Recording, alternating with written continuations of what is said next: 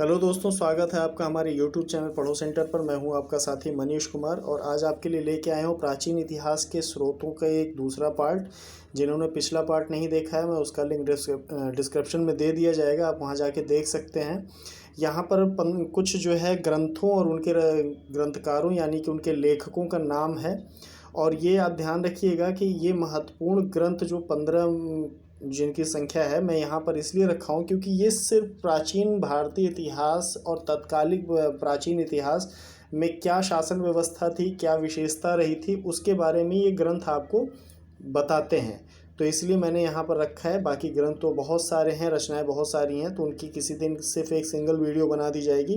तो आज के वीडियो में ऐतिहासिक ग्रंथ देखेंगे और प्राचीन भारत में आने वाले विदेशी यात्री, उनके आने का क्रम और किस शासक के समय में आए वो देखेंगे, और कुछ महत्वपूर्ण अभिलेखों के बारे में भी बात करेंगे। ठीक है, तो आज चलिए शुरू करते हैं ऐतिहासिक ग्रंथ और उनके रचनाकार के बारे में। तो पहला यहाँ पर है कथा सरित सागर। तो ये कथा सरित सागर किसने लिखी है? तो सोमदेव ने लिखी है। दूसरा है वृहत कथा मंजरी। तो ये किस विद्वान ने लिखी इसको? तो क्षेमेंद्र जी ने लिखा है। तीसरा जो कई बार आया हुआ प्रश्न है, दश कुमार चरित्र। दश कुमार चरित्र किसने लिखा है? तो दंडी ने लिखा है। अगला देखते हैं मृक्ष कटिकम। ये भी बहुत बार पूछा जा चुका है परीक्षा में। तो मृक्ष कटिकम शूद्रक द्वारा लिखा गया है। पांचवा है अर्थशास्त्र। तो अर्थशास्त्र चाणक्य या कौटिल्य कहेंगे। विष्णुगुप्त भी इनका नाम रहा। तो मौर्य काल की स्थापना जो है, इनका बहुत बड़ा योगदान रहा नंदवंश को समाप्त करके मौर्य काल की स्थापना करना। तो वो मौर्य काल के टाइम पे जो है, जब हम पढ़ेंगे उस क्लास में तो इनके बारे में और डिटेल समझेंगे। बस इतना समझिए कि अर्थशास्त्र को लिखा कौटिल्य या चाणक्य या विष्णुगुप्त जी ने। और अर्थशास्त्र जो है एक प्रशासनिक व्यवस्था की जो है ग्रंथ है, जिसमें प्रशासनिक व्यवस्था और प्रशासनिक पदों पर बैठे लोगों के कर्तव्यों के बारे में, जनता के दायित्व के बारे में पूरा उल्लेख किया गया है। अगला है कि हर्षचरित। हर्षचरित किसने लिखा? तो बाण भट्ट जी ने लिखा है। सातवां है वसंत विलास। वसंत विलास जो है बालचंद्र जी ने लिखा।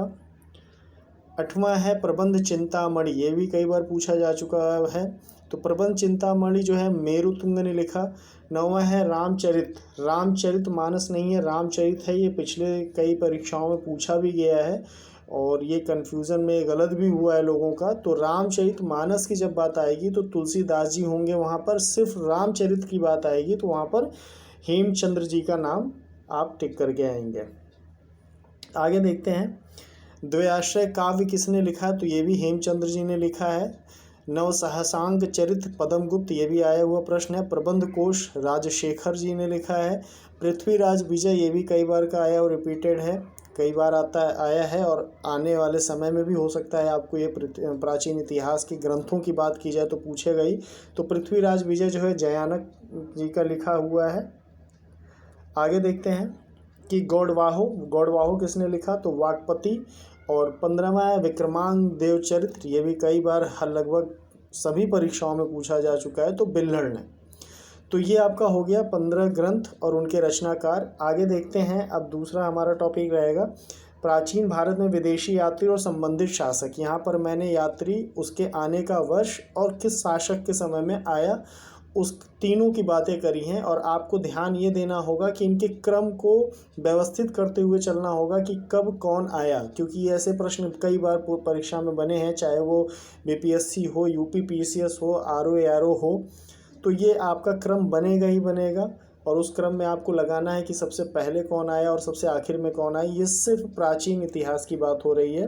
मध्यकालीन और उसके बाद आधुनिक के टाइम पे भी आपको इस तरीके से एक पूरा का पूरा चार्ट बना करके दे दिया जाएगा, तो उसमें आप देख लेंगे तो आपका कन्फ्यूज़न पूरी तरह से ख़त्म हो जाएगा और ये क्वेश्चन अगर परीक्षा में आता है तो आप कर ले जाएंगे।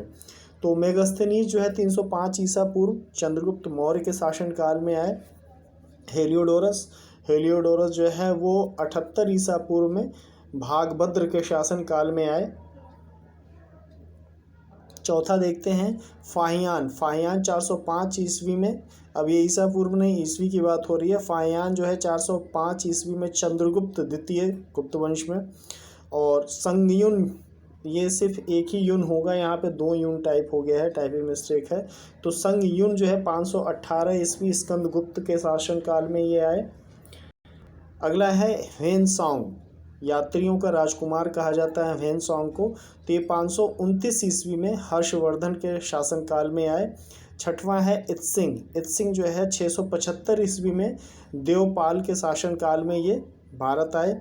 सुलेमान जो है ये 838 ईस्वी में मिहिर भोज के शासनकाल में भारत आए।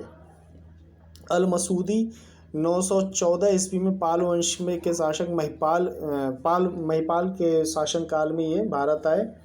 अब आ जाते हैं अभिलेखों पे। तो महत्वपूर्ण अभिलेख, यहाँ पे टाइपिंग मिस्टेक है, महत्वपूर्ण अभिलेख एवं संबंधित शासक। तो हाथी गुम्फा अभिलेख जो है वो कलिंग राजा खारवेल ने के द्वारा के शासनकाल का है, हाथी गुम्फा अभिलेख। जूनागढ़ या गिरनार अभिलेख देखेंगे तो वो रुद्रदामन गुजरात में रुद्रदामन के द्वारा स्थापित अभिलेख है। नासिक अभिलेख गौतमी बलश्री